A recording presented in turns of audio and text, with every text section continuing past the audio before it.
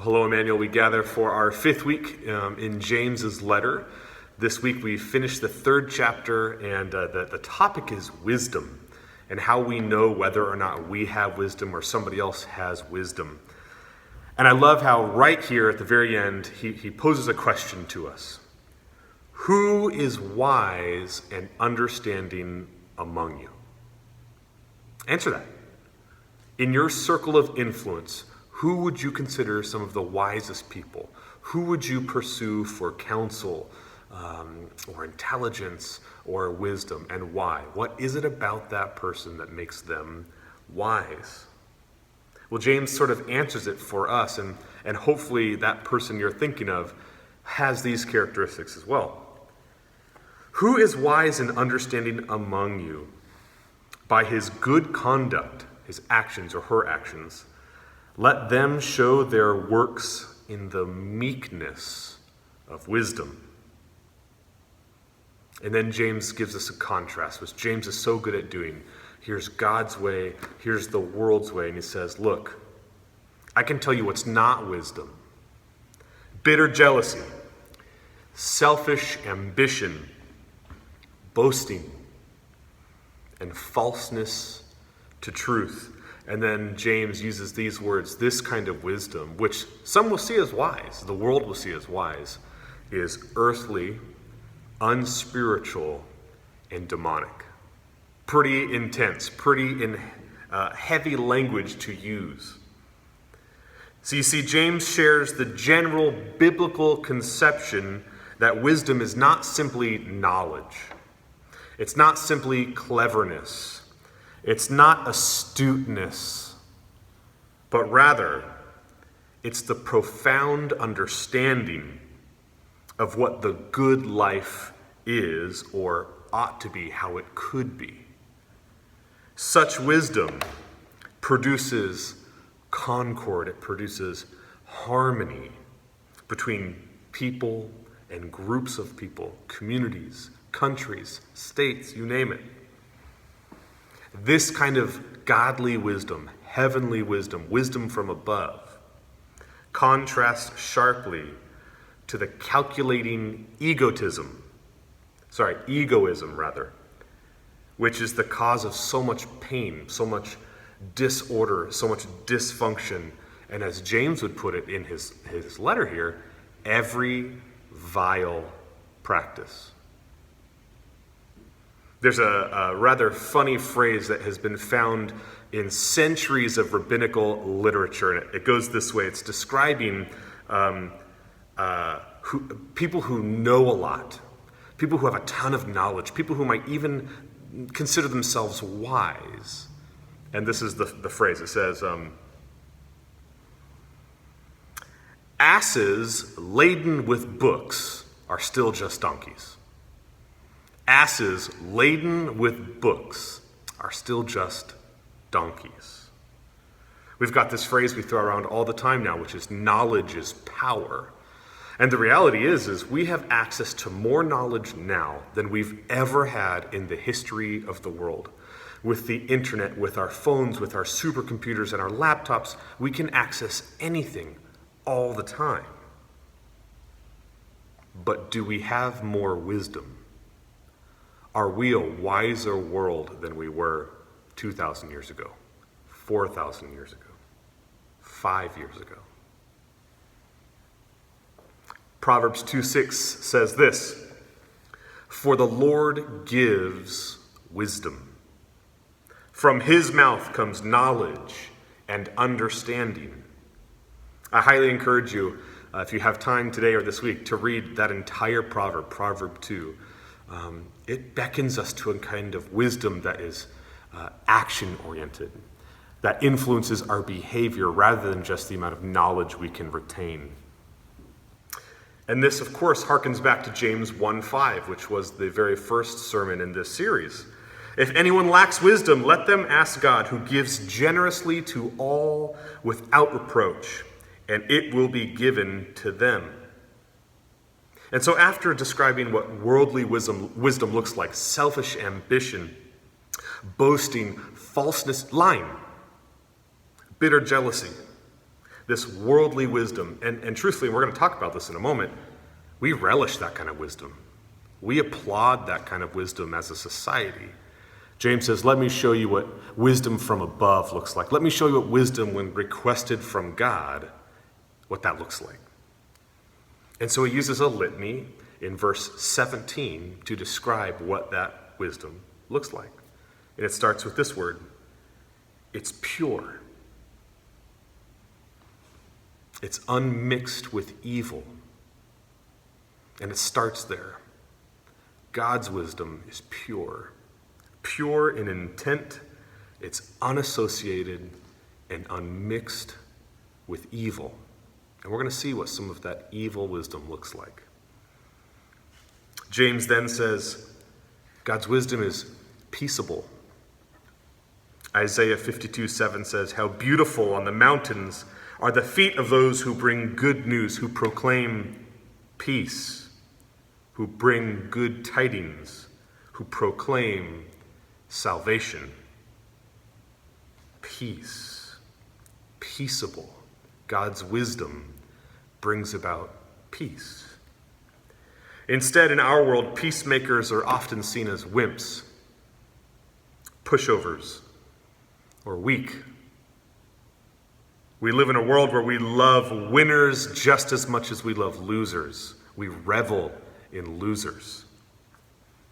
Competition shows on TV are only dramatic because we long for the sweet smell of victory, and we love the crushing weight of defeat. Think about it. Sports, cooking shows, reality TV, all of this stuff, we get to declare this person's the winner, this person's the loser. You see, there's no money to be made. There's no reputations to uphold or legacies or glory to be had in peace. Peace is hard to market. But in God's world, in God's economy, the lion lays down with the lamb. In fact, that's the last revelation, is that the lion will lay down with the lamb. You want to see wisdom? Look for peace. The next descriptor that James uses is that God's wisdom is gentle.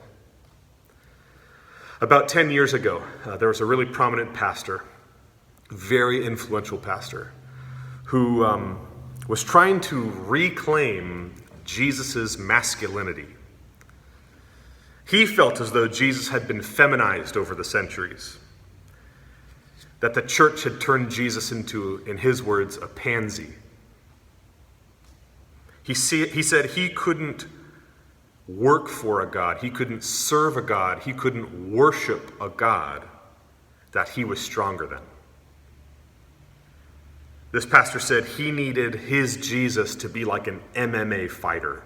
MMA stands for mixed martial arts. It's one of the most brutal sports that you can watch on TV right now, where it's basically boxing and jiu-jitsu and wrestling and with very small gloves. And it's the toughest of the tough. It's the most rigorously trained fighters in the world, and they compete knocking each other out, showing off their skills. And this pastor said, I need a Jesus like those warriors. I need a Jesus with those bulging muscles. I need a Jesus with that killer instinct. I need a Jesus with that rage who could crush his enemies. I want a Jesus that is terror-inducing. And ultimately what he's saying, and wrongly I think, is he wants his Jesus to be manly again. What an image of manliness. I hope my boys can be gentle. I hope when it's all said and done, I want them to be athletic. I want them to take care of themselves. I want them to be competitive. But I want them to be gentle. I want them to be kind. I want my sons to be willing to lay down their lives like Jesus did. When Jesus had the opportunity to call from heaven to eradicate the evil Rome and empire, he didn't. When Peter had the sword in his hand, Jesus said, drop it. When Jesus was teaching the masses, he said, turn the other cheek. There's no greater love than the one who would give up their life for a friend rather than defend them. You want to see wisdom? Look for meekness. Look for a mild demeanor. Look for gentleness. James goes on. He says, true wisdom is open to reason. Interesting. The opposite of that is not clinging to one's own perspective. I can't tell you how often I've said things as somebody's argued with me, I just say, I don't care. That is not being open to reason. It's pretty much saying, I'm totally unopen to anything else you want to say. In fact, I don't care. And it's not that I just don't care about what you're saying. I'm actually articulating, I don't care about you any longer when I say that. Your thoughts are no longer important to me. And God says that's not wisdom. James says that's not wisdom. You must be open to reason. My friends, one of the problems with the world we live in right now is that the information we gather, which we might think means we're open to reason, the sources we seek, the television shows we watch, the publications we read, the internet websites we browse, it's all created to feed us the information we want to find. There are literally internet algorithms that will lead you to news cycles that only perpetuate your own ideology and thoughtfulness. How often do you see an ad for something you've already been shopping for? Isn't it a coincidence that the articles I look up tend to already lean towards my understanding? We might think we're open to reason, but in reality, most of the information we consume, most of the people we seek out only bolster our own ideology and thought processes and beliefs that we already hold. James would say, that's unwise. God's wisdom, he goes on to the next line, is full of mercy and good fruits. Merciful to those in the wrong is another way to think about that. And aiming to redeem them, aiming to revalue them, to bring them back to truth. Conversely, that's not how the world typically operates. We too often aim to see who we can be removed from rather than bring closer to us. It's easier to vilify. I say this almost every week. It's easier to write off. It's easier to withhold than it is to put effort into a relationship, than it is to look to bring somebody back to truth, to restore. The good fruit that is shown, as James is just constantly hammering home, is mercy shown to others, and mercy is an action word. It requires us to behave in certain ways, not just be merciful in our mind. James goes on, what else does God's wisdom look like? God's wisdom is impartial. It's unbiased. As I read that this week and kind of wrestled with the passage, I thought, does that even exist anymore? Does impartiality, is that even attainable? Do I know anybody in my life? Am I impartial? Am I unbiased? And so I had to think about it. Who do I give credence to? Who do I trust? When there's an argument, when I'm looking for answers, when you're looking for answers, do I seek out people that will reinforce what I already know to believe to be true?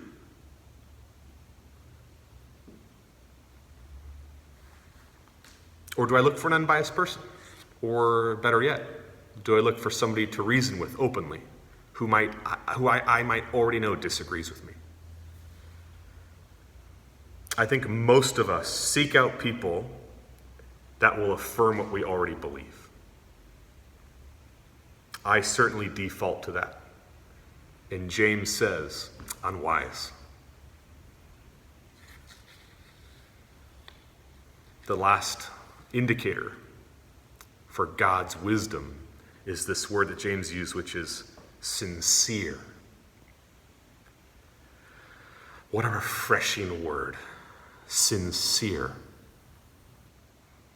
When someone is sincere, it's one of the most gracious experiences we can have.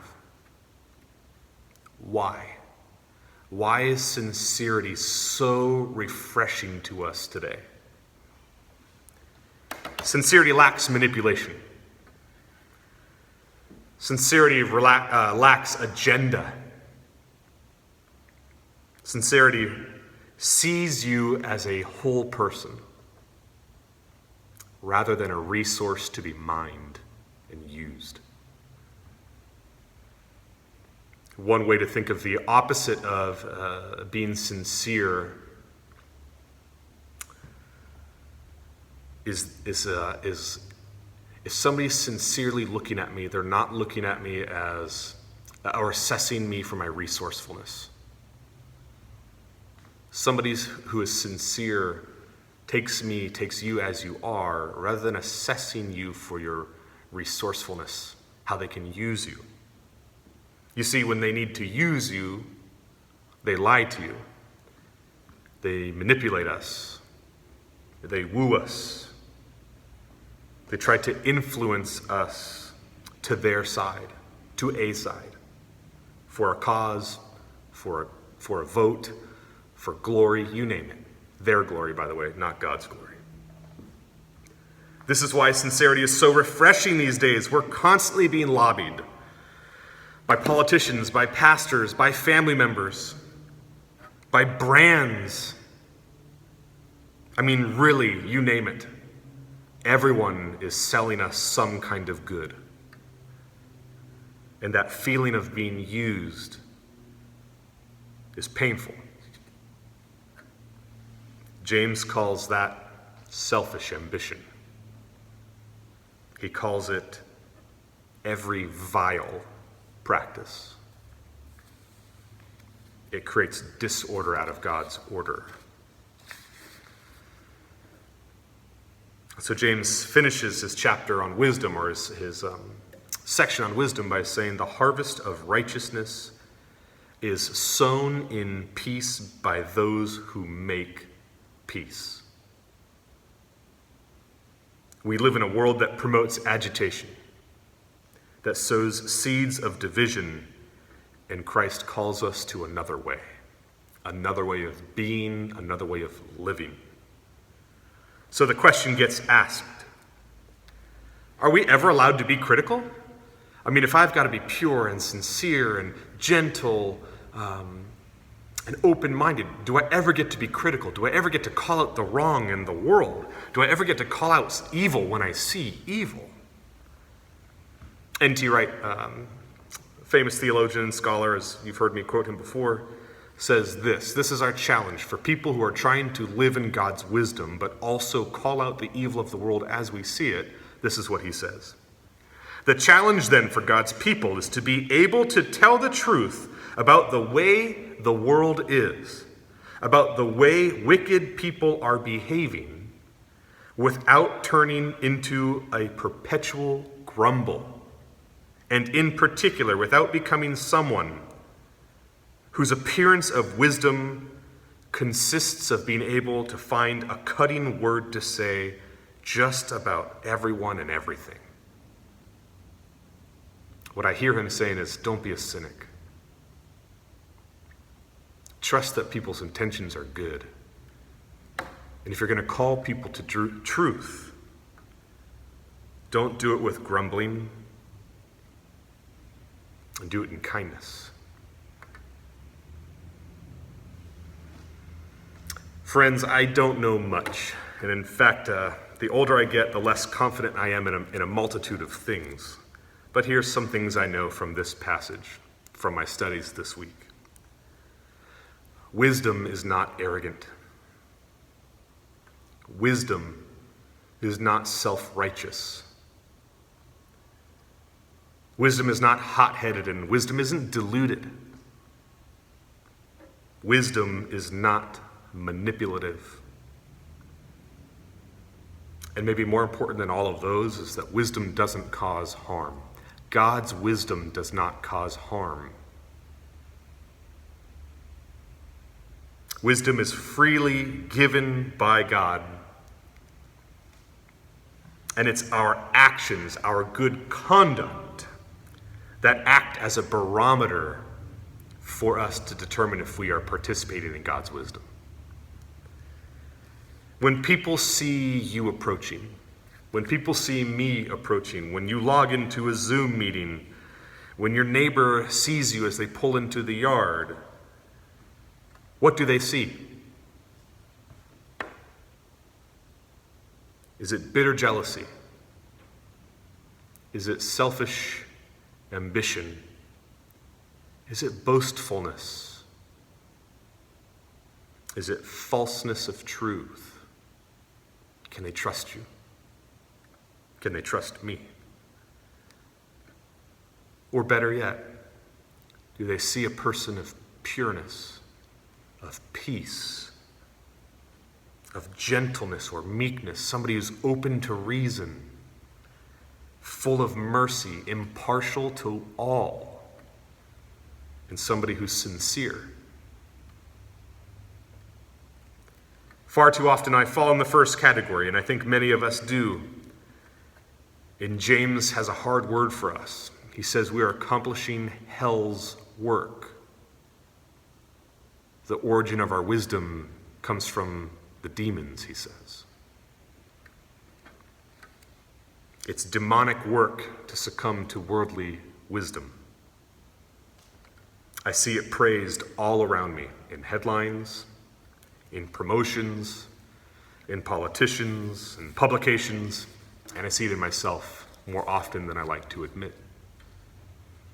Paul writes this in Philippians 4:8, "Finally, brothers and sisters, whatever is true, whatever is noble, whatever is right, whatever is pure, whatever is lovely, whatever is admirable, if anything is excellent or praiseworthy, think of these things." Focus on these things. Give your attention, your gaze to these things. If we take James seriously, if we take Paul seriously, if we take Jesus seriously, we may need to stop listening to certain voices in our lives that are spouting worldly wisdom. If we continue to put our faith in worldly wisdom, it'll come at the cost of participating in God's wisdom. And James already warned us what kind of faith that is. It's a dead faith. Let us instead follow the Prince of Peace, becoming a people of peace, mercy, gentleness, purity, sincerity, impartiality, and open rather than closed off. Jesus, have mercy on us. In your name we pray. Amen.